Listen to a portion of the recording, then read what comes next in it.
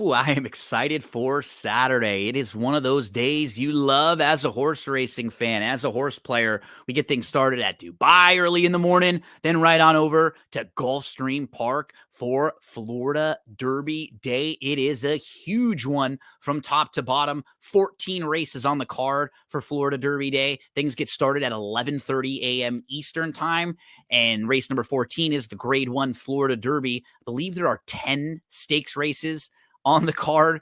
Just great betting opportunities throughout. And, with 3 Kentucky Derby prep races on Saturday, we'll also have the Arkansas Derby and good racing at Oaklawn Park. Angela Herman joined me to preview their late pick 5, which includes 4 stakes races. Barry Spears, Saturday, we're going to learn a lot. And Saturday, things are going to really take shape on that Derby trail. I really hope so, because I'm kind of lukewarm on everybody. So I hopefully know. somebody Right can now step it up in is. the next couple of weeks and give us, at least a target or a real clear-cut favorite. But we'll see. Catching Freedom was fine. Got a good number, winning last week. A horse that we liked at Fairgrounds and we thought the race shaped up for. And, solid with that running style. He needs a little bit of racing luck, but you do note that he will be passing horses, which is nice. A lot of the horses that will stop or don't want to go that far or get passed up or get, battled early in a pace battle, he will be passing them. But yeah, we haven't seen, I think Sierra Leone was the last round through that people got really excited about. But since then, we haven't really seen anyone that everyone's gone, oh, okay, that's the one, or that feels like one of the horses to beat. And hopefully we'll figure things out this weekend, because at Gulfstream Park on Saturday, we have the Florida Derby and we have the 2-year-old champion Fierceness, who's been a real enigmatic horse. I think Matt was calling him Jekyll and Hyde, Matt DeSantis, our buddy. And don't forget, folks, when you're handicapping the races, as Barry and I are going to do, make sure to get to drf.com. They have everything you need all throughout the meet. And every time you're playing the races at Gulfstream Park, past performances, DRF picks and clockers report through the championship meet. So if you need help on Saturday with the big races, don't forget about the clockers report they have over there. Barry, let's take a look at race 6 and on. We're going to go through this marathon meet, because if there's ever a big day to go through most of the races on a card and all the stakes races, it's Florida Derby Day. It's the big one and one of the bigger racing days of the year. Let's start in race number 6 with the Grade 2 Pan American. Just make sure when you're playing on Saturday that you're, looking at the wagering menu and looking at your ADW, because they have just a bunch of different pick 4s and 5s, like all through the cards on big days like this. So I get confused myself when some of them are starting and stuff. So just keep that in mind when you're playing those. Obviously coast to coast, cross countries all over the place too. Just so many different ways you can wager. Barry, this one we will have Tawny Port, who I think is a major player, because Tawny Port was your runner-up in the Mac Diarmida last time out, behind Starting Over. Starting Over comes back in here, but that race, I actually like Starting Over in that spot, and that kind of felt something that you and I have been talking about a lot the last, I feel like few weeks in particular, is the right spot for certain horses. When it feels like, okay, this is the time for them. That kind of felt like it was for Starting Over in that second spot back off the bench.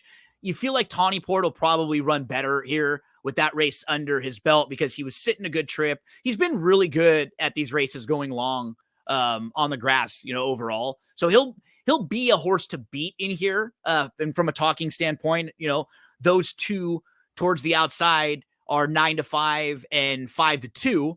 The other one that was a short price was the New Face, the number 2, who's a wild card coming in from France, comes into the Christophe Clement barn for the first time. This is Cortez, who is a 6-time Group Stakes placed horse. And he's run some really nice races. He's never won a graded stakes race, but he's been in some good ones. And in his most recent start, he was just off the lead. He was sitting in the 2-path. He moved up to engage right with the leader throughout, and he just fell into a win. Like, he gets a good trip. He put himself in a nice spot. And the barn's very good with foreign shippers as well. Talk to us about how you see this race. Yeah, I'm going to be real honest and to the point right now. Cortez seems like a standout in this spot. Class-wise, right? Yeah, I mean, this is definitely a class relief coming off of that run at St. Claude, and then the one before that was just as good. Uh, and you know, and the rest of these horses, there's really not much to go off of. I mean, Tawny No.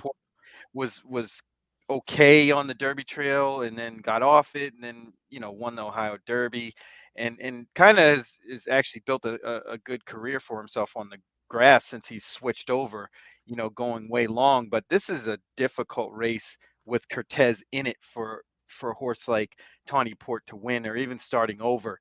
I'm not And so because Tawny, the thing about him too, he really is one that like he uses his speed to his advantage, right? He can sit a yes, little bit, but he uses that to his advantage at these longer races. And when he's right next door to a horse like Candidate, I just don't know how much that's going to help him in here. Like, sure, he'll be okay sitting just off, but he's best in the races where he can either dictate things or he can really kind of use that. And I'm I'm a bit concerned with, a couple others maybe flashing some speed in here. I he's fine. You're right. But the two from a class standpoint, if this horse is ready to rock, he's going to be really tough. He's yeah, so yeah, proven at these longer trips too, these distance races against quality horses. And with the first time North America, Christophe Clement is 8 for 58 with foreign shippers, 20% with horses coming off of a plus 180 day layoff out of his last 240. So we're talking a massive sample size. So those are just both strong moves that this barn does. Get horses from overseas, get them in their barn, get them in their program, get them acclimated to the way they do things, and then they're ready to go off the bench. They don't yeah. need much.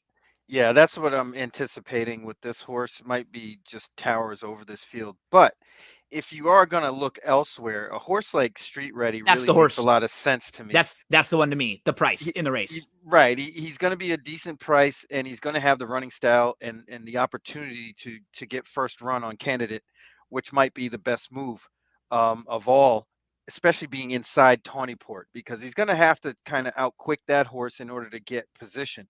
And that makes that horse a little bit dangerous, because I don't think Candidate wants to go this far. And it's ripe for somebody coming off the pace, and being the first run is always a good trick in order to get to the winner circle.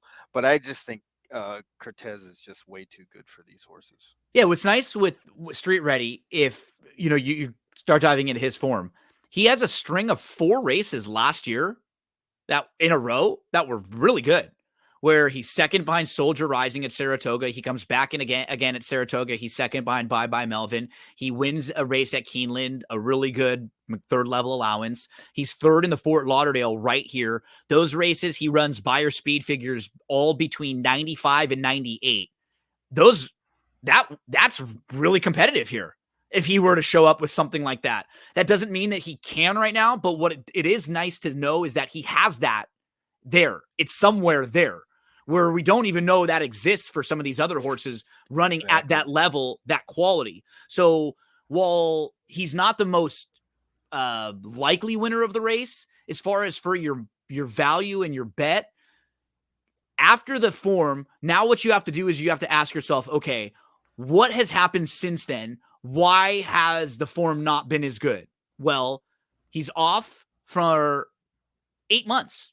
Mm-hmm. He shows back up in August. He runs into a horse named Wolfie's Dynaghost, who we know is pretty tough on the front end, right? When he gets the lead, he's a tough horse to pass. Also, he runs at Kentucky, which is just a tricky turf course sometimes. Like anytime a horse just is beat double-digit lengths at Kentucky, I'm just okay with crossing it out. Some horses just don't like it, or they don't run well there that day, or the way the track was playing. So, okay, we can eliminate that race right off the bat. He comes back on September the 23rd. Again, doesn't really fire, but that race is followed by a layoff. Okay, he comes back a few months later, fires, but that race, he chases Lone Speed, and again, that race is followed by a layoff. So, you can go through those races and go, maybe he just wasn't at his best in those races because he hadn't been in consistent form. Maker claimed him for 100,000, dropped him in for 50, and that woke him up. And now he can step him back up. And this is something Maker, we saw, rest in peace, Mike Mitchell do this way back in the day. Like there are a lot of barns who have been able to do this with horses where they'll get them, and especially on the grass, and especially going long on the grass, where it doesn't seem like there's just not that much depth in these divisions going long on the turf. So you can get a horse that might be able to at least do it and step them up from a claiming race or an allowance race to a graded stakes race and be competitive. And to me, he's the horse that you want to talk yourself into if you're playing this race looking for the price. Yeah, absolutely. And, my take on those 3 races after, in 2023, is I think the horse came back too quickly. And he probably was not quite ready. He's ready. And that race on February 29th is an indication that the horse has, kind of regained some of that form. I know it was only a $50,000 claimer, but just on speed figures, it was a pretty good event. Yeah. Anyway, and stretching out probably makes a whole lot more sense and probably would make this horse a little bit more competitive. He's going to be closer to the pace and be in the mix. And I think he merits a good shot because there really isn't much consistency with this group. No, not at all. Other than the fact that, a lot of them don't have the speed to win this kind of race or has shown it in the past and kind of trying to regain form. Like even a horse like Public Sector, for example, has been running well, but just doesn't get close in races like this. Yep. So you can see where that horse could actually be better than most of these horses in street ready and could potentially give a really good effort in this spot. At a big price. 10 to 1. I'll take that. We're on the road here at Gulfstream Park to the Florida Derby. We're moving along from race 6 to race number 7. This one is the grade 3 Ghost Zapper for older horses going 1 mile and a 16th on the main track. So recently we've seen Tumbarumba just be really sharp and really good in spots like this. In the Hooper on January 27th, came back in the Gulfstream Park Mile, which a lot of these horses have been in. He lost to a horse named Touch Upon a Star, who we just saw come back and run a really good race at Fairgrounds, finishing second in the New Orleans Classic behind Red Route 1. So his form recently has been very good. He's a type of horse who he will fight you, but he never really wants to beat you by much, right? Like all of his races are tight. He's a fighter. He just likes to keep it close, win or lose.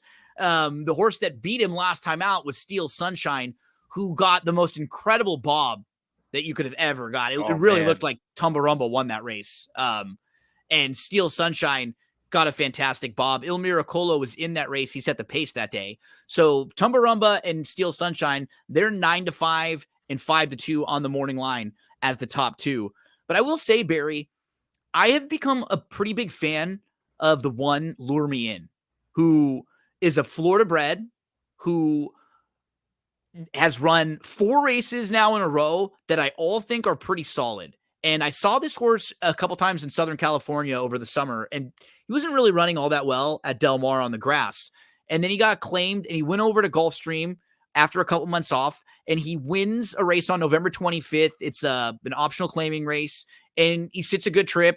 And then they put him in the Harlan's Holiday, and he had a brutally wide trip that day. He drew post 10.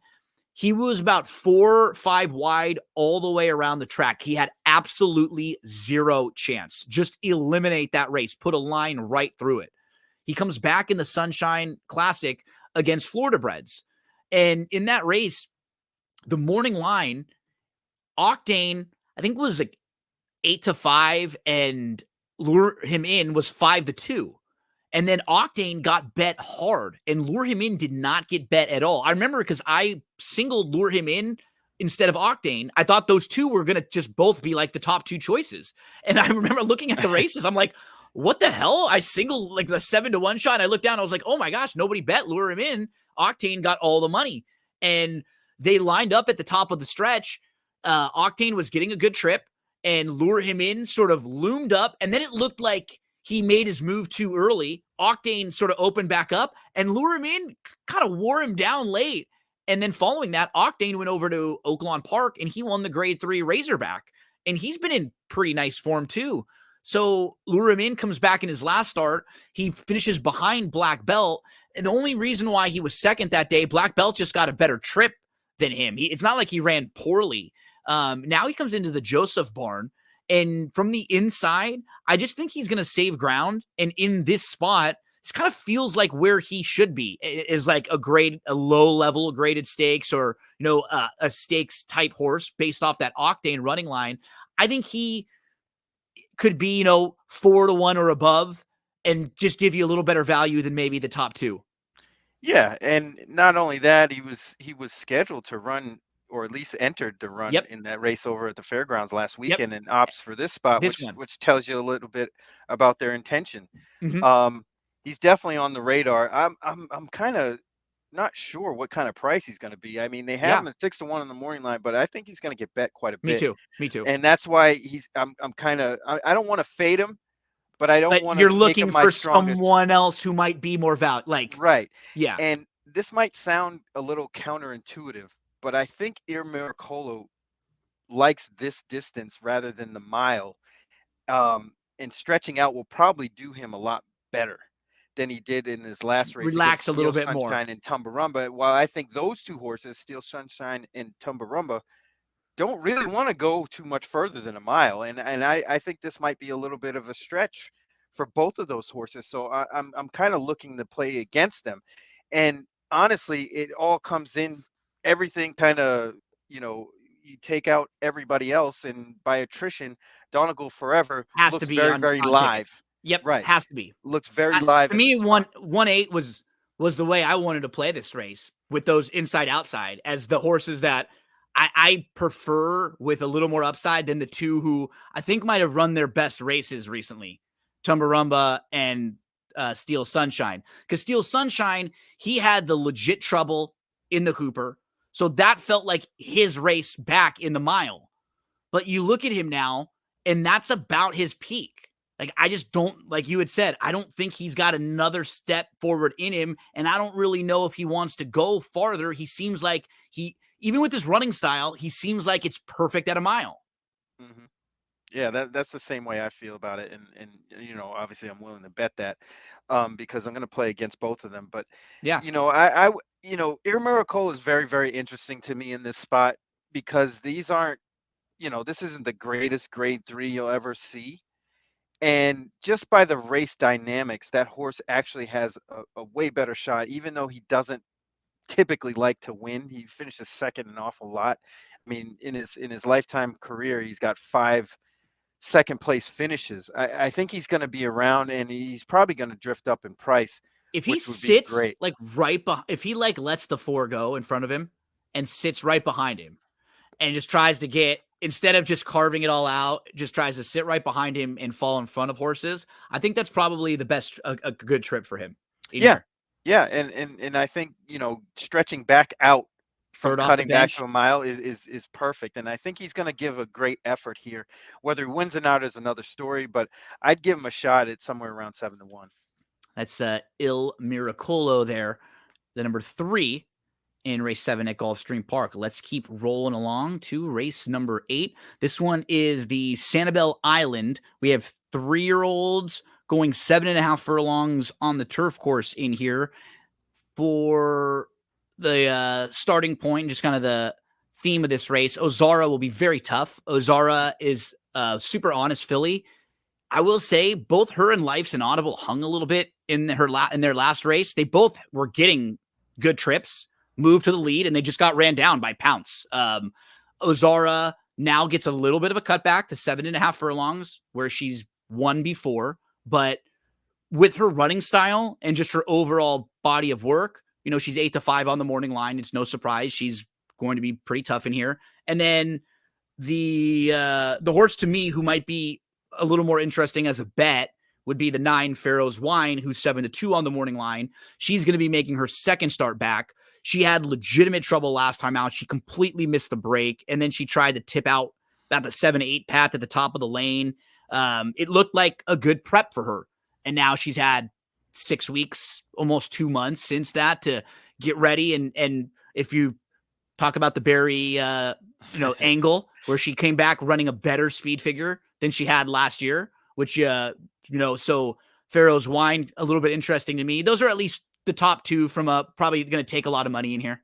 Yeah, absolutely. I mean, this is another race kind of reminiscent to the sixth, where I think Ozara is just a complete standout. Total Because standout. the On paper, the she race looks shapes up, in every way for for her. Ozara to win this The race. 3 inside horses could be Flash and Speed. We could get more speed from Joyful Lass and Managing Mischief. So like all of them, and even Madness on the outside, all these horses could be showing speed, and Ozara could just be sitting where she always is, 4th or 5th, 2nd tier, 3rd tier, get the jump on anyone that's a little bit deeper. She's very, it's a softer spot for her. She's super logical in it. It makes a whole lot of sense for her here. Yeah, it certainly does. But I will give a slight nod to the one horse, Destiny Star. I don't know if you want to pull up the Florida Oaks. Sure. But that horse actually ran very, very good in the Florida Oaks. I don't, it was kind of a crazy day, obviously, when I wanted to get this out of our, because you and I were alive. We hit the pick 5. We probably got a 10% less, or 10% of what we would have got had we hit it. But this was one of the horses we had with Sky Sue. But we're looking at Florida Oaks. We're looking at the number 8. 8. And really, she was in the race most of it. I mean, you'll see she's forwardly placed. She's got a nice little spot here. The pace was pretty legit. And for her on the quicker side, and I think she was a little bit too close to the pace, and that's kind of what did her in. Because if you fast forward this a little bit, she's right up into it up until the stretch, and she makes this move. Oh, that was a little fade, but she's right there. She's still right there going into the turn. Exactly. She's right up on the pace, kind of making her move. He asks her to go right here, and she kind of spins her wheels a little bit. And I think that's because of the class level. Just a little too tough. She was getting the trip you want her to get, looming up, and against lesser horses, she just finishes better. Right. She's going to. That's what's going to happen on Saturday. Is I think she's going to get a similar trip. But she'll be able to stay on a lot better than she did the other day at Tampa. Eliminate Ozara just from a gambling or like a speed figure standpoint. Because everybody's the same. We agree that she does stand out based on her last couple races. So, but if you're taking her out of the race and saying, okay, we're all in agreement there, she should be 4 to 5. Everyone else, you have one horse that's even dipped into the 80s. Right. And everybody else is kind of the same. Competitively, they're probably about the same behind Ozara. Yep. And I think, just that last race and the slight drop in class might give this horse just that much of an edge to kind of finish off pretty good and get in the number. Completely agree. Destiny Star is too high of a price with that running style, with the ability to keep herself in the race, with the rail draw, and getting a little relief overall. This is a softer spot. Take out the one top horse in here, and she's kind of right there with the rest of them. That's race number 8 at Gulfstream Park. Well, the 9th race coming up next is the Sir Shackleton. This one is 7 furlongs on the main track here. The horse who I think's a little interesting, Barry, I'm excited coming off of last night. Laker fan, down by 20 in the 4th quarter. Oh, man. That was no great. LeBron. Anthony Davis dragging that leg up. Just anyone out there that ever wants to question Anthony Davis and my man last night playing 53 minutes, dragging that leg up and down. And why I'm on my tangent, it's because I'm going to play the daddy in here, the Diesel, Shaq Daddy, who I think fits in this spot. Oh, man, he looks good here. Right? Doesn't he? Doesn't he look like a good fit for him? Where the Gulfstream Park Mile, those horses that we just talked about, Steel Sunshine, Tumbarumba, Il Miracolo, they're just a cut above. That's why they're at that graded stakes level. He's a little below them, to where if any one of those horses were in this race, they'd be favored. And Shaq Diesel has a little versatility to him. He cuts back to 7 furlongs where he's been at his best. 7 furlongs at Gulfstream Park. That's where he's done his best work. Go through eliminate that race. You have a couple good races at spots that make sense for him. He's behind horses that are just a little too tough for him. He's in the Florida Derby behind Forte. You see Angel of Empire and tough horses in, the running lines there. Beating Dean Delivers and Big Martini, Cape Trafalgar, those are solid allowance to stakes horses, and this feels like the right level for him. Yeah, I totally agree. And the race kind of sets up really well for this horse too. There's some speed on the inside of him in Long Range Toddy, Legacy Isle, who should probably, get some zip out there. And then you have the one, Vivir con Alegria. That horse is definitely going to go. That horse doesn't know any other way. And I think people are going to gravitate a lot towards Implementation. I think so too. Who I don't think is the best finisher of races. He's had a lot of opportunities to finish races off since kind of going up to sort of this level. I agree with you. Really hasn't done it. And he's fine. That was kind of the race I thought was going to be his race last time. Where he should have been. It should have. Exactly. That was the race because he, in that field, he caught Viva Con Alegria, who was tiring, and he caught Kingsbarns, who was coming off a layoff since June. So that's the race where against that field, he had the benefit of not having to deal with a horse or not having to come off a long layoff. Implementation was second start off the bench. Kingsbarns was coming off the bench, and Viva Alegria was tiring. And that's the race in that spot where you're supposed to win, and he didn't. So I think he's going to be overbet in here. Completely agree. Absolutely. And I bet him that day thinking that he was going to do exactly what he did, but pass everybody, and he just couldn't do it. And Kingsbarns won at a really low price. But I think, Shaq Diesel in that Steel Sunshine race, he got squeezed back too. Yeah, he didn't get the best trip and kind of hung in there a little bit. Mm-hmm. And I think 7 Furlong is probably better for him than the mile. So he's the 6 in this race we're watching. He's definitely, he definitely got not a great trip right here. That kind of ruined everything. And there's not many horses, and he was behind. Yep, small field. And the field was good, Yep, and he moves. He actually, like you pointed out too, he recovers after that, but he moves into contention, like right here, top of the lane. He's within 2 lengths, and he's moving into it. But he had to do a lot of work just to get into it with this group. Like that's not the trip that he needs. With a better start, he's closer, and he doesn't have to work as hard, or he's able to just sort of sit and not have to worry about working as hard to get up to it. So I actually was pretty impressed with this effort, and I think he's going to run really well. Yeah, I mean, honestly, he was running with better horses that day, and he gets into a little bit, a slightly softer spot, and probably at his best distance too. So that's a green light for me. And then the horse outside of him, Oscar Eclipse, I have to think is probably well meant in this spot. I think the 7 Furlongs is right up his alley.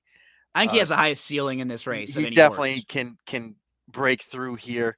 The problem is price. I'm not really too sure what he's going to be at post time, but it seems like he's probably going to catch a lot more action than what the morning line suggests.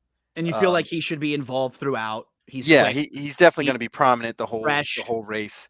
Yep. Getting Jose Ortiz this time definitely is going to add to the allure. And another horse that I may give a outside chance to is Dreaming of Kona. I think that one also coming off those 2-mile efforts, one on the turf at Tampa. Yep. This horse kind of fits in this spot. Didn't run a bad race in the Mr. Prospector. No, not at all. And can kind of come back to that. And it's just a matter of the start. This horse doesn't really break all that well. But if by chance this horse does break pretty involved, good, he's close. Yeah. Can definitely, make some noise and get in the number. He can finish. That's Dreaming of Kona. As we finish up with the Sir Shackleton. This is race number 9 on the Saturday card at Gulfstream Park. This one actually is the one that kicks off the Rainbow pick 6. The pick 5 will start in race number 10. So this one begins your late pick 5, and we have a huge scratch. The 3, Arcali Kim, who is going to be favored in this race, scratched out of this one, and she had been in really nice form. What you do notice about this race is that, going through it, there is absolutely no speed at all. None. And the only horse who has shown any speed in her races is a horse who's never been on the grass, and seems a little overmatched at the class level. But wow, she's trying turf for the first time. She's definitely going to take him as far as she can go. That's why she's in this race, to be up front. And she went wire to wire, going 1.25 miles on the synthetic last time out. So they're going to get aggressive with her. Both of her wins have been when she's been right on the lead, but no idea, turf wise, if this is really what she wants or if she's going to go 1.5 miles and against this caliber of horses. But the pace dynamic in this race should be kind of weird. It's like, is she going to go quick early and stretch them out, or does she just try to slow it way down? If she does that and keeps everybody in it, then she's not going to win. The others will kick past her, most likely. I think I probably started with surprisingly. Who are some of the horses that are on your radar?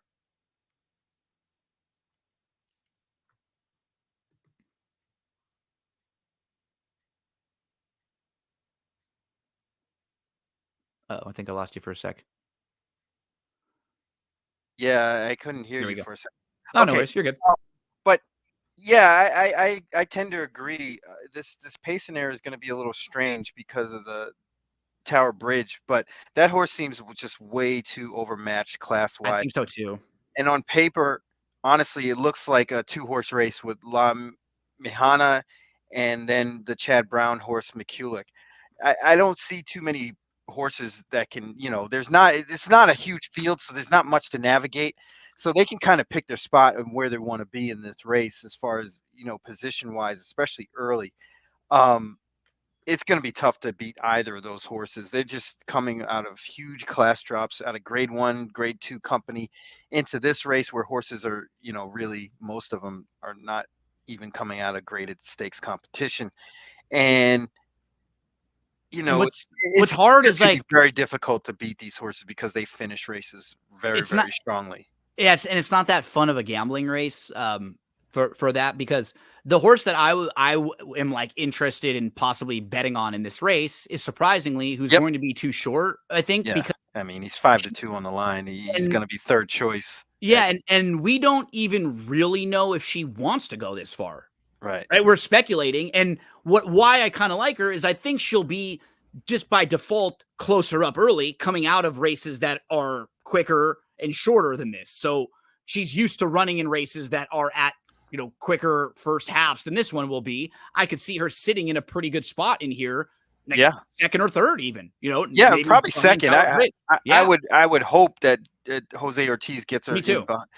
Gets her in behind Tower Bridge and kind of waits and gets first run, and they'll have to run her down. That's how, because you're right. The others are going to, if you're her and you're her connections with Napoli and Kamish and Pletcher and if you have to be thinking, we have to be in this race to get the jump on some of those others, because if we don't, we're not sure if we're going to stay the 1.5 miles all the way. Those other horses, they're proven at this distance. Let's take advantage of something that we have. They don't. Some tactical speed in here, getting a jump on them. Yep.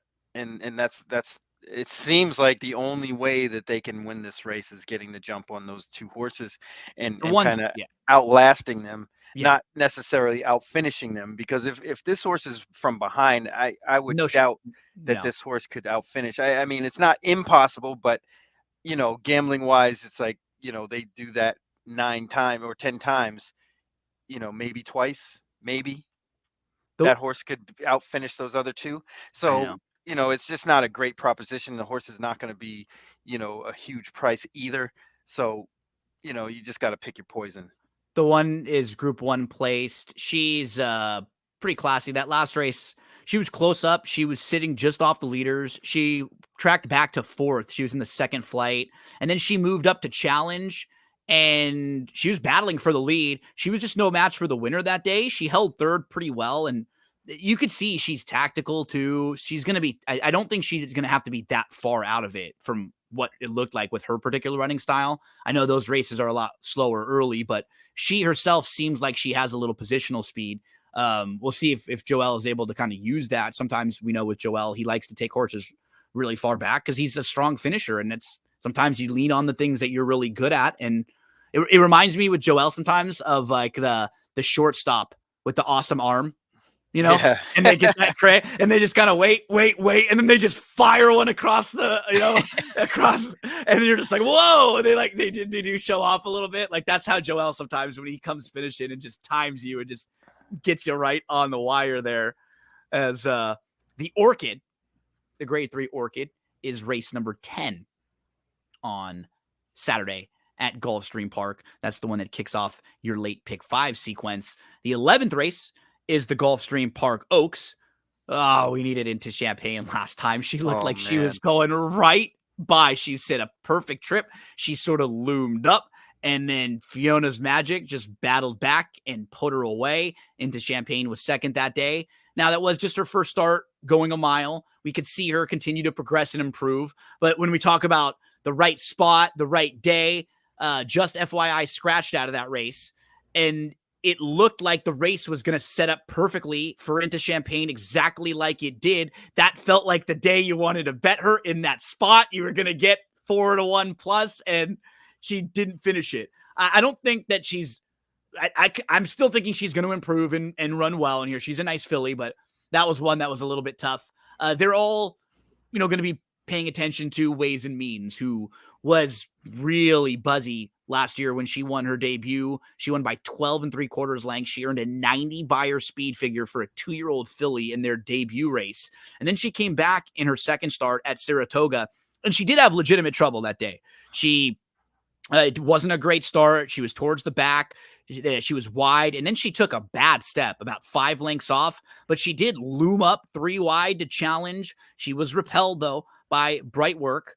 So Ways and Means, starting point, hasn't run since September. She's going to be a very short price in here, and she does face some quality fillies. Like her best race is definitely better than the fillies in here. But if she doesn't run her best race, you have Power Squeeze, who's won 2 stakes races in a row. She's in nice form.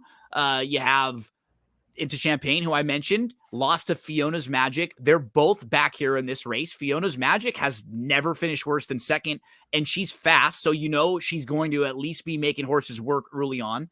And then a horse like Gunsong, she's in nice form too. She hasn't done much wrong in her career, so Ways and Means will need to be closer to that debut Ways and Means than to the one in the second start to beat this group. Yeah, and going long for the first time too. I Yep, mean, absolutely. that has to factor into this because most horses in these kind of situations, especially in stakes races, don't take that jump awfully well. They'll want the run and they'll get the progression. experience. Yes, Yeah. exactly, and then they'll probably improve off of that. Tough to take at a short price. Ways and Means in this spot. I think Totally Power agree. Squeeze is actually a better horse than what I agree. what The figures say. the print says. Yeah, Yep. because I saw this horse run in that Suncoast at Tampa, and this horse finished very, very strongly. And this race really sets up well for that kind of performance. Same trip.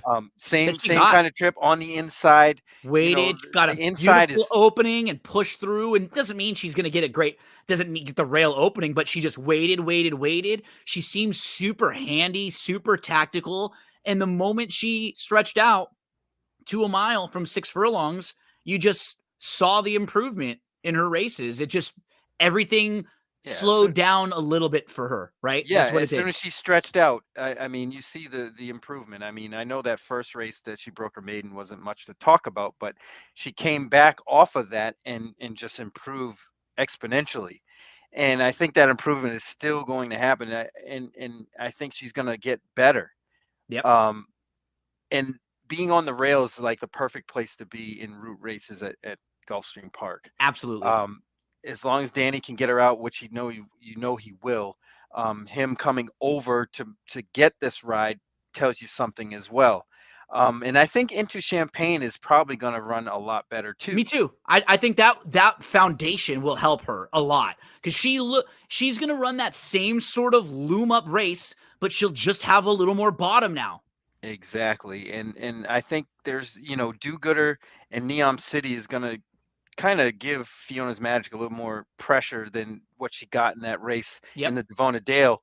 And it really sets up for a horse like Power Squeeze to me on paper. They're both the 1 and the 5 look like they could be sitting the exact same trip. Yeah, they'll be You right know, next to each other, I would assume. yeah. And the 6 is another one that could make the speeds work, right? Gunsong, who's quick, who Right. And inside of Fiona's Magic also. Yep. So that will not make things easy for Fiona out there. We both feel like Power Squeeze is going to run a big one, and into Champagne will continue to step forward. Not the easiest spot for Ways and Means here off the long layoff. She'll probably even money off that 8-5 morning line. Well, what's worth noting, there's not really many horses that have run 2 turns in this race. No. I think who's it, the horse America's Vow, who's finished behind Power Squeeze did, and Scalable on the way outside the Todd Pletcher horse has at Santa Anita, right? Yeah. And then the rest of them are just 1 turn. So yeah. That does make a difference, especially with these young horses, trying to find their way. Some take to it, some don't. Race number 11, the Gulfstream Park Oaks, Kentucky Oaks points are on the line. We'll see a couple of these fillies in the Kentucky Oaks in about 5 weeks from now. Let's move to race number 12. This one is the Sand Springs. We have fillies and mares 4-year-olds and up going 1 mile and a 16th on the turf course here. So Barry, from a starting standpoint, you have the Grade 1 winner market segmentation. Let me get this pulled back up here real quick. Who's going to be pretty tough. She's coming off the bench, but from a starting standpoint, I think you want to have the conversation starting with her because she is a Grade 1 winner. She does have the ability to show speed. There's not that much speed in here. She can sit off the pace a little bit if a horse like Angel Nadeshiko wants to get aggressive and go. So, she's the target and the horse to beat in here. Yeah, by far. I mean, honestly, this is another one where that horse just towers over the rest of these. If she's even, 75%, I still think she wins. She looks really tough. Yeah, it's going to be very tough. I mean, the rest of these horses don't even compare, like even to her second start. A lot of them fall short. And I don't see how anybody could beat her unless she just completely throws in a dud. There's enough speed in here for her to attack, and she's just a way better finisher than most of these horses. One that I will kind of give a slight chance to is Fastest Flight, the 9.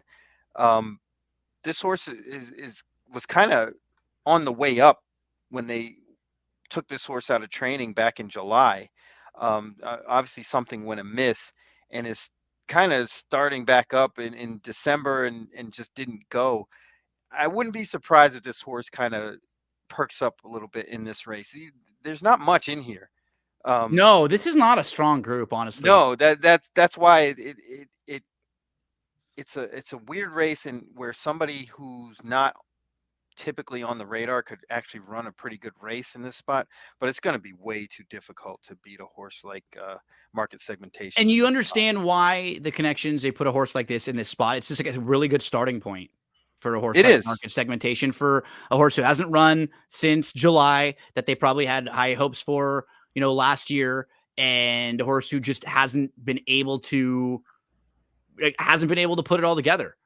They haven't been able to or they haven't been able to get back on the racetrack. Honestly, like I played Market Segmentation last year, I think in the Diana, thinking there was a race where she was going to maybe be able to sit right behind In Italian, and that was not the case. Oh yeah, that was a really strange race though that White Beam won. I mean, honestly, that horse kind of switched up styles on everybody, did something different, and won at a decent price. Everybody thought In Italian was a layup, and she just wasn't the goods that day.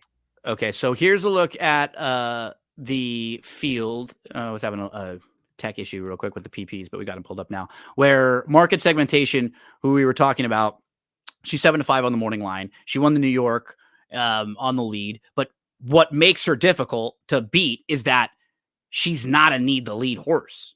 A lot of her form prior to that was fine sitting off the pace, fine getting whatever type of trip was needed to win those races, and then just go through the field. There's not that much speed. So by default, she should be putting herself in a pretty good spot.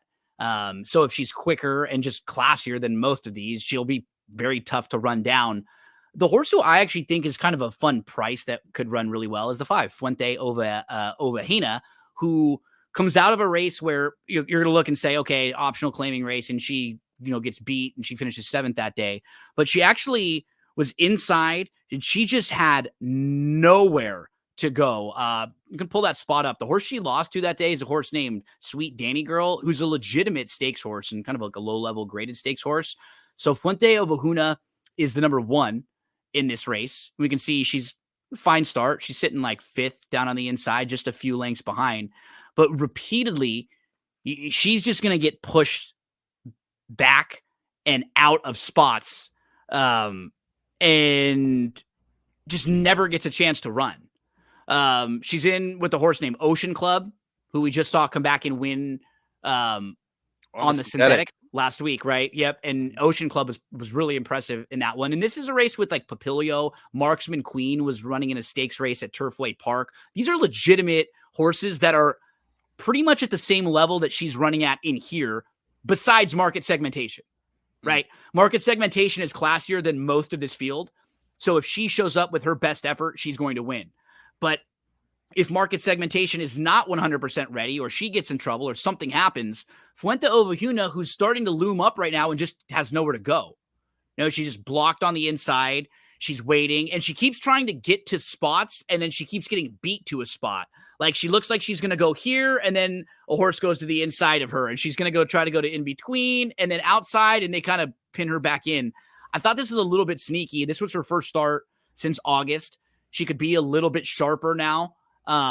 So again, after agreeing that market segmentation is the one to beat of the rest of this field, I thought she was an interesting price. Think it's a very big positive with Javi jumping aboard. So she has some good races on the Gulfstream Park turf. I could see her running well in here.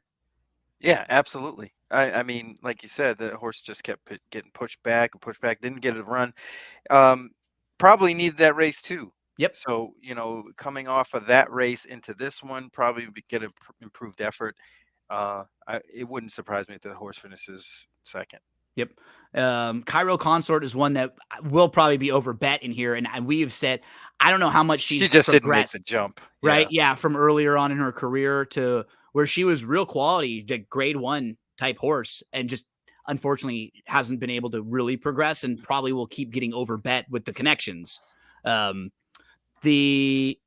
couldn't really get to many others. I mean, the one wouldn't shock me to run well here. Candy Light, obviously, who this horse had a little bit of trouble last time out too. Just got stopped badly in that race behind Chili Flag down on the inside. So maybe if you eliminate that race for her, again, she's not at the level of segmentation. But if you're eliminating her and looking for others in this field, she could be 3rd off the bench. Like she could fit well in here at like 5 or 6 to 1. But I thought the 5 was kind of the fun price. Sure. If you're looking for a price in here. 2 more to go, Barry, as we finish up with the late double now. We have race 13, which is the Appleton. This one's a mile on the turf course here for 4-year-olds and up.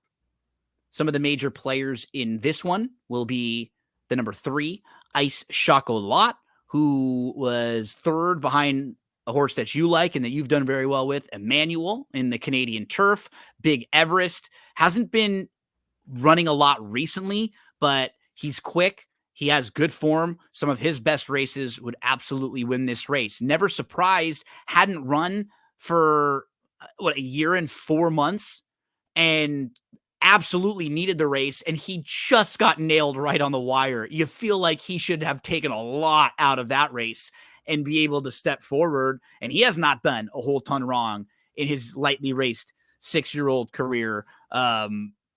those are, some of the horses that are going to probably get bet the most in this race. But this is a pretty fun betting race. I think there's nobody that I feel like is going to be a really short price in here. Yeah, this race kind of gave me fits because a lot of these horses just don't win races. No. It's crazy when this happens and you get this kind of race where everybody is kind of camera shy a little bit. Yep. Ice Chocolate, we've talked about plenty on these shows, Mhm. and he just doesn't The last win. 2 years, you have one win. A He lot just of good doesn't. efforts. Yeah, he's always shows up, but just doesn't get over the top and win. County Final, coming off that layoff into a race like this, I don't know what you make of it. Drawing the rail, this horse doesn't like to win a lot either. It's crazy how this field is assembled because there's really not much as far as It's a finishers. well-matched field. Yes, in it's that, definitely right? very evenly matched. Mm-hmm. And these are the most difficult races to kind of handicap because the pace scenario could go a lot of different ways. The horses that show up could be any one of them. As far as I'm concerned, this is definitely a spread race in the Oh yeah. multis. Oh yeah. One that I really want to mention is the 11, Churchtown, who, just looking at his form overall, I like that he's drawn to the outside with speed, but he has shown me that he can sit off a little bit. And now he's going to be running second start back, so he should be a little bit fitter. His form overall, he's never able to even put 3 races together. No. So that's what's hard with him, is that like a lot, I think he's good. It just feels like he's a horse that's had some issues, or he runs really hard and the races take a lot out of him and then he'll need some time off. But with horses like that, I always really think they take big steps forward with one race under their belt, one race back. So I think with Javi aboard too, could he sit a nice trip, be involved, not have to be too far out of it, and have a little bit more finish here? He'll be a very fair price, and he's been in the mix in a lot of his races. So I'm going to throw him in the 11, Churchtown, for sure. Yeah, Smoking Tea was a horse that was on my radar because Yep. this horse is consistently pretty good as far as speed figures go, but has issues finishing races off. And you never know with certain horses in certain barns. They can get horses ready to go off of the bench, and then certain horses every horse is different. This horse looked like he needed that last race. Yes, absolutely, and that was my thought. Probably was really a toss out in that Canadian turf, but lands in this spot and looks a lot better than the morning line suggests to me. I think so too. I think he's But one of the horses to beat. Yeah, absolutely, and I think everybody's going to be around the same price. You're not going to get like a 6-5 favorite in here. Nope. Everybody's going to be 2-3-1 that is taking some action. The other horse that kind of piqued my attention is kind of the now horse is Quality G. That horse is kind of going up the ranks here and lands in a very winnable spot. But this is just such a tough race. It's hard to just pinpoint one of them. This Churchtown looks logical because they're not. You were hitting this perfectly too. They're so evenly matched, or they all seem close on paper, that it really does feel like the horse that gets the right kind of trip, and others that are going to get in trouble, then they won't be able to overcome it. Like, I don't know who's overcoming a bad trip in here. I think it's the horse that gets the right trip is going to win. I want to use probably 4 or 5 in here. Yeah, I mean, you got horses like County Final and Lucky Score, who are probably better at shorter distances, but if everything works out the way they needed to, they could win this race. Absolutely. And it's just very, very tough. I would definitely look for the board as far as clues. I wouldn't take anybody short here. No. Cool race leading us into the Florida Derby, the Grade 1 Florida Derby, where Kentucky Derby points are on the line. And we will have the 2-year-old champ, Fierceness, making his second start back of the year. He's been in a little bit of an enigma, Barry, because Fierceness won the Breeders' Cup Juvenile. In his career debut, he broke his maiden with a 95 Beyer speed figure, won by 11 lengths. In the Champaign, it was a sloppy racetrack. Didn't really have a very good start. We can eliminate that, give him a total excuse. And in his last race, we can show the race that he comes out of, the Holy Bull. Yeah, I think we talked about this before. And, honestly, I don't think this horse is that enigmatic. I think the key to this horse is getting clear. Just getting the lead. Yeah, and getting, no kickback. He's the 7 in here that we're watching. So right. He's squeezed in. Yep. So he's kind of squeezed in there. He's bumping around. Trying to get out. You see he goes wide into the turn. And so he's 4 deep going into the first turn. Then he will settle into a nice spot.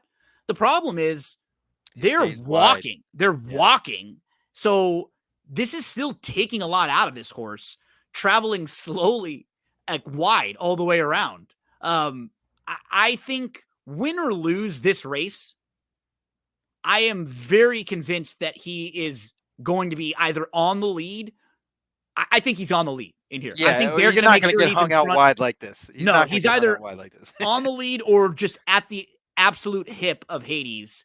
I just don't think he's going to be wide, far back at all. If he gets beat, it might be because he goes too fast early, right? Because like right here, he's taking the lead on the outside. He's looming up. He gets tired. He fades. And he's in front right here. Yeah. And Hades battles back. So if he shows up with, and here they are at the top of the lane, Hades. And he keeps running. I thought this was a lot better effort than people were giving this. I think so too. For. I agree. Like it just makes sense to you when you see it. It makes sense what happens, that he broke a little slow. He tried to sit off the pace a little bit. That didn't really work. They went very slow. He loomed up. He was a little bit short behind a horse, Hades, that got an inside draw and saved a bunch of ground and didn't have as bad of a beginning. I don't know. It looks a lot worse because the speed figure's not good, and he was a heavy favorite, and we don't really know. We didn't at the time, especially, we didn't know how tough the field is. Now, the horse that ran second that day and ran by him, Domestic Product, came back and won the Tampa Bay Derby. So Domestic Product is solid. And I don't know if Fierceness is going to win the Kentucky Derby, but that race didn't bother me. And they have to be really aggressive with him, right? Yes, that's the key. Johnny V's got to get this horse in position early. No kickback, don't get wide, and this horse will have his way. But, look at what happened last time. It definitely can happen again because this horse is in the 10 spot. There's all sorts of things that can happen. So going inside 7 to 5 is not ideal. If you get a couple horses that want to hold their position, Hades does down inside, so he's going to go. Horse like Grand Mo the First, he doesn't want to be way out of it. He could just be a little aggressive and try to hold his position. Ladom Bro, he could be forward, try to hold his position down there. Catalytic, he's exiting sprint races. I think he's probably in this race to be aggressively handled. And, you can work your way to Seminole Chief being forwardly placed in here. And so now there are definitely versions of this race where it's not just Fierceness long gone. Yeah. And that's where you got to look for alternatives. I think Conquest Warrior is probably the most likely to have the sort of similar running style as Fierceness. Yeah. But, can take a little bit of kickback and probably has a better, turn of foot late. But, it's all about the trip. And it's just hard to take 7 to 5 on a horse like Fierceness, who has issues and has to overcome a few things in order to get the right trip in order to win. Usually, you see a horse that's 7 to 5, it's more or less like a layup situation, and something crazy has to happen in order for that horse not to be in the right spot. But this is a whole different ball game. Another horse, the Grand Mo the First, I think, is on the improve. Yeah, he ran really give well. That horse a nod. Last time out, man. Definitely, and it has been getting better. Since switching from the turf and synthetic over to the dirt.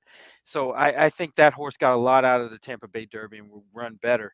Because He kind of was wide and he was moving up, and it sort of looked like he was done.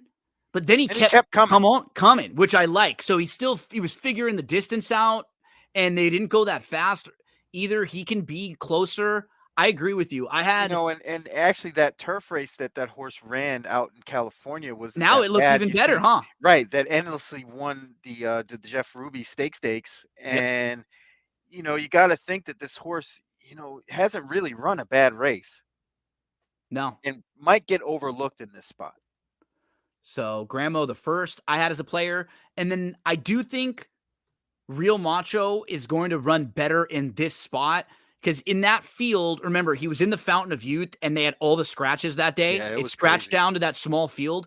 And he actually missed the break. And then he kind of had to rush up and try to put pressure on Dornick a little bit. So he just didn't get the type of trip he wants where he's going to be able to sit back more and make one late run. And that's what he'll try to do in here. So I think he'll run better here. I don't know if he's good enough to win, but I think you can eliminate that last race for him because that was just weird circumstance that day. Small field, not a lot of speed. Those to me were the horses. Like the 9, I prefer Conquest Warrior over Fierceness, I think. And I know his speed figures are a little low, but visually, in his March race, he did take the step forward I was looking for from him. He showed me more tactical speed. He looks a little bit more push button where they can sort of ask him, sit here, move here a little bit closer, and then move again.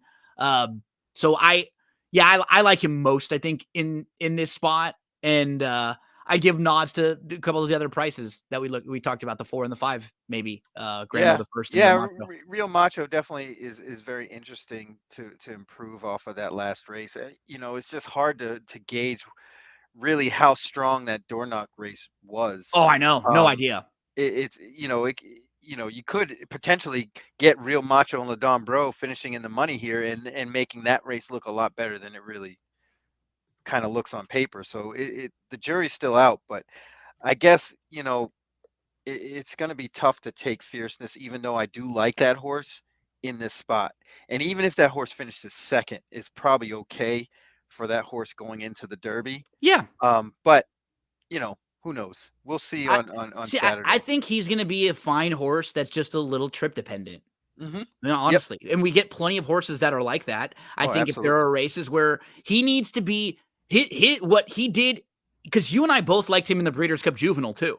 And what he needs is that kind of race like he did in his debut where he's just freewheeling. Like he's more of a run you off your feet than going to stalk and pounce type of horse. Yeah. Yep. And that's exactly it. And so like he sat really nice in the Juvenile, and then they made that early move. He was just sitting, and then he kind of looked around and no one was close, and it was boom. Let's move early, and that I think that's how you want to. I don't think he wants to be passing horses early in the stretch. I think he wants to be opened up by that point, Yes, absolutely. A fun card from top to bottom, 14 races on the card. Barry, my man, before we get out of here, talk to us a little bit about where we can hear more of you with Big Mondays and Going in Circles. Yeah. We do the Big Monday show every Monday. It comes out kind of on Monday night, Tuesday. Definitely look out for that. Usually I pop up on different podcasts and radio shows and things like that. So you definitely want to follow me on Twitter, and you'll get to see all that and where I'm next and trying to make some money like everybody else. Barry, buddy, it has been a blast. We've covered a lot of ground, different tracks. I think next week we'll be able to head to Keeneland. Oh, yes, how about that? Man. Oh, nice. We'll talk some bluegrass. I'll have you join me for the Keeneland portion. We'll talk bluegrass and some of their stakes races. Next week will also be Santa Anita Derby and Wood Memorial. So good luck these next few weekends, folks. I hope you have the best ticket structure possible. Put it all together. Sleep your good sleeps, and I hope send you plenty of that good energy. Hope it's a big day for you this Saturday. Make sure to follow along with us. That's What G Said podcast. And if you want help with Saturday at Oaklawn, Angela Herman joined me to preview their late pick 5 sequence. We'll also have a video out for that one. Joey Cleveland, take it away, buddy.